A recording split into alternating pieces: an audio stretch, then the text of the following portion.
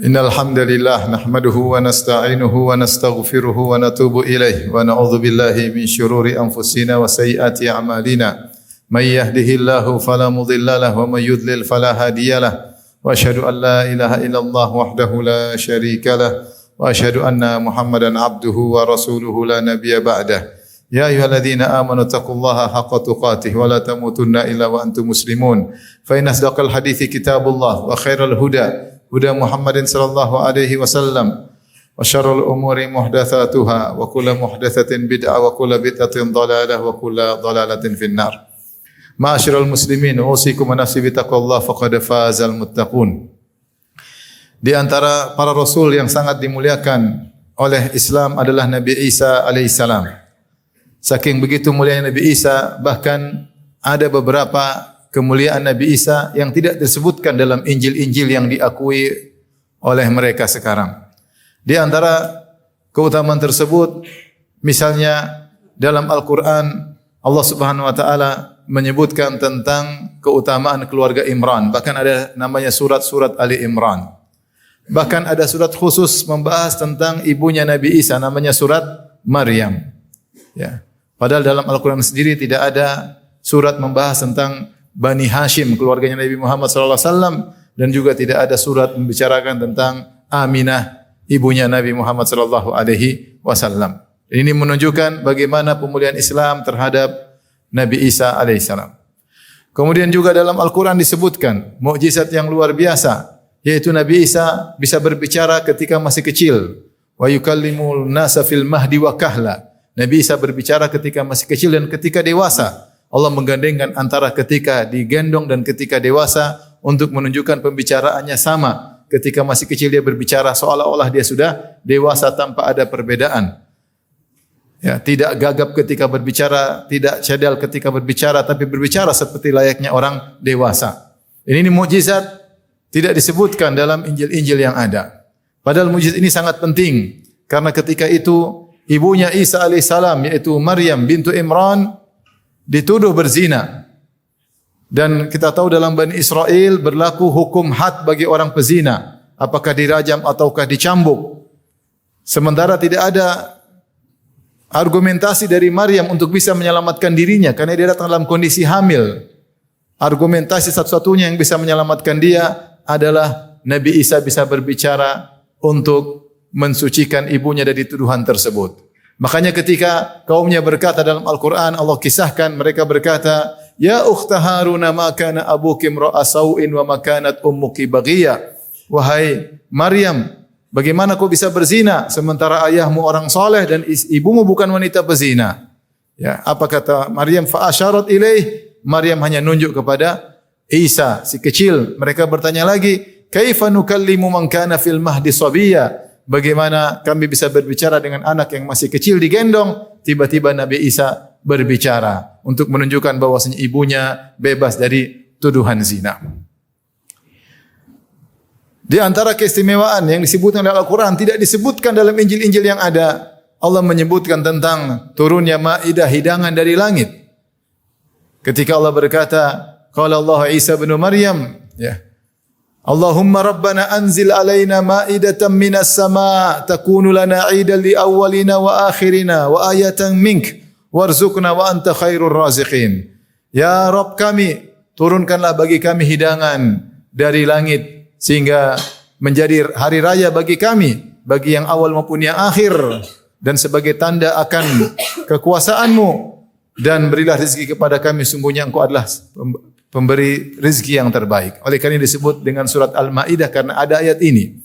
Sementara dalam Injil-Injil yang ada tidak disebutkan tentang mukjizat turunnya hidangan dari langit kepada Nabi Isa dan kaumnya. Kemudian juga di antaranya dalam Al-Quran disebutkan bahwasanya Nabi Isa tidak berhasil dibunuh, Allah menyelamatkannya. Allah berfirman, Ya Isa bin Maryam, Ya Isa, inni mutawaffika wa rafi'uka ilayya. Wahai Isa, kami akan mewafatkanmu dan kami akan mengangkatmu, yaitu akan menyelamatkan engkau dari orang-orang yang ingin membunuhmu. Allah berfirman, wa qawlihim, ya, inna qatalna al-Masiha Isa bin Maryam Rasulullah wa ma qataluhu wa ma salabuhu walakin syubbiha lahum wa innal ladzina ikhtalafu fihi la fi syakkin min ma lahum bihi min ilmin illa ittiba'adh dhann wa ma qataluhu yaqina bal rafa'ahu Allahu ilaih. Yaitu perkataan orang-orang Yahudi yang mengaku-ngaku telah membunuh Nabi Isa. Mereka berkata, kami telah berhasil membunuh Al-Masih Isa bin Maryam. Kata Allah Subhanahu wa taala, ya, bahwasanya mereka berselisih. Wa ma qatalu wa ma salabuhu, mereka tidak membunuh Nabi Isa dan mereka tidak pernah menyalib Nabi Isa. Wa innal ladzina ikhtalafu fi syakkim min, bahkan mereka berselisih sebenarnya apakah yang mereka bunuh Isa atau bukan. Ya. Bal syubbiha lahum, akan tapi ada orang yang diserupakan dengan Nabi Isa. Ma lahum bihi min ilmin illa ittiba'adh dhann, mereka tidak punya ilmu, mereka hanya menduga-duga. Wa ma qataluhu yaqina, mereka tidak pernah yakin membunuh Nabi Isa. Kata Allah, barrafa'ahu Allahu ilaih, bahkan Allah menyelamatkan Nabi Isa. Dan ini konsekuensi di Nabi Isa. Dia pernah berkata, wassalamu alayya yauma wulidtu wa yauma amutu wa yauma ub'atsu hayya. Keselamatan bagiku ketika aku dilahirkan, tidak diganggu oleh syaitan. Keselamatan bagiku ketika aku mati, yaitu aku tidak ditangkap dan dibunuh, disalib oleh orang-orang. Wa yauma ub'atsu hayya, dan keselamatan bagiku ketika aku dibangkitkan. Sementara dalam kitab suci terdahulu disebutkan bahwasanya Nabi Isa ditangkap, dihinakan, diarak, kemudian disalib dan dibunuh. Adapun dalam Al-Quran Nabi Isa mulia selamat dari kejahatan orang-orang Yahudi yang bekerja sama dengan orang-orang Romawi yang hendak membunuh Nabi Isa alaihissalam. Oleh karenanya Al-Quran memuliakan Nabi Isa sangat luar biasa. Dan di antara pemuliaan Al-Quran terhadap Nabi Isa, Allah menyebutkan bagian Nabi Isa adalah seorang hamba yang luar biasa, hamba Allah dan Rasulnya. Ketika dia berbicara, ketika masih kecil dia berkata, Inni abdullah, aku adalah hamba Allah. Ataniyal kitaba wa ja'alani nabiyya. Allah jadikan aku nabi, Allah berikan aku Injil. Wa ja'alani mubarakan aynama kuntu. Allah jadikan aku berkah dimanapun aku berada. Apa itu berkah? Senantiasa mengajarkan kebaikan, senantiasa membantu orang lain. Wa awsani bis salati waz zakati ma dumtu hayya. Allah wasiatkan kepadaku untuk senantiasa salat dan untuk senantiasa bayar zakat. Wa barram bi walidati, dan aku senantiasa berbakti kepada ibundaku. Demikianlah bagaimana Allah memuliakan Nabi Isa. Oleh karena dalam Islam, Nabi Isa adalah salah satu dari 5 rasul terbaik yang disebut dengan ulul azmi minar rusul. Yang Allah berfirman kepada Nabi Muhammad SAW, fasbir kama sabara ulul azmi minar rusul. Bersabarlah engkau sebagaimana sabarnya para ulul azmi minar rusul. Yang kata Allah Subhanahu wa taala, wa idh akhadna minan nabiyyina mitsaqahum wa minka wa min Nuhin wa Ibrahima wa Musa wa Isa bin Maryam. Yaitu Allah sebutkan 5 ulul azmi minar rusul tersebut adalah Nabi Nuh, Nabi Ibrahim, Nabi Musa, Nabi Isa dan Nabi Muhammad sallallahu alaihi wasallam. 5 orang inilah yang ketika pada hari kiamat dicari oleh manusia untuk meminta syafaat dari mereka agar Allah segera datang untuk memulai persidangan. Sungguh Nabi adalah Nabi yang sangat mulia, yang kita bahkan diperintahkan untuk berqudwah kepadanya, untuk meneladaninya. Dalam surat Al-An'am ketika Allah Subhanahu wa taala menyebutkan tentang nama-nama nabi, Allah mengatakan wa Zakaria wa Yahya wa Isa wa Ilyas kullum minas salihin. Di antara nabi-nabi tersebut Zakaria, Yahya dan Isa dan Ilyas. Kemudian di akhir ayat Allah mengatakan ulaikal ladzina hadallah, mereka adalah orang-orang telah diberi petunjuk, fabihudahum muqtadih, maka ikutilah petunjuk mereka. Di antara para rasul yang kita disuruh untuk mengikuti teladannya adalah Nabi Isa alaihissalam. Oleh karenanya Allah sebutkan tentang bagaimana ibadahnya, bagaimana baktinya kepada kedua orang tuanya, dan bagaimana takwanya kepada Allah Subhanahu wa taala. Aqulu qouli hadza astaghfirullah wa lakum wa lisal muslimin kulli dhanbin khati'ah fastaghfiruhu innahu huwal ghafurur rahim.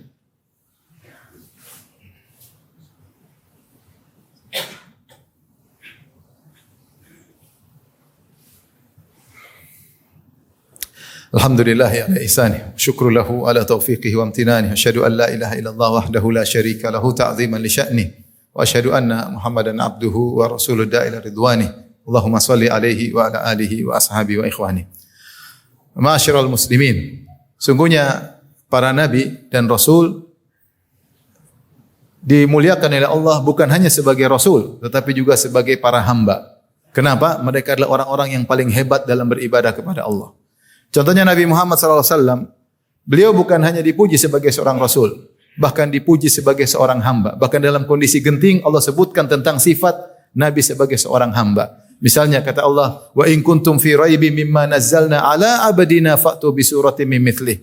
Kalau kalian wahai orang-orang Quraisy ragu tentang Al-Qur'an yang kami turunkan kepada hamba kami, itu Al-Qur'an tantangan, dan Allah sebutkan kepada hamba kami. Allah tidak mengatakan ala rasulina, tapi kepada ala abdina. Demikian juga ketika Isra Mi'raj, Allah berfirman, "Subhanalladzi asra bi 'abdihi." Allah mengatakan Maha suci Allah yang telah memperjalankan hambanya. Allah tidak mengatakan bi rasulihi, memperjalankan rasulnya. Kenapa?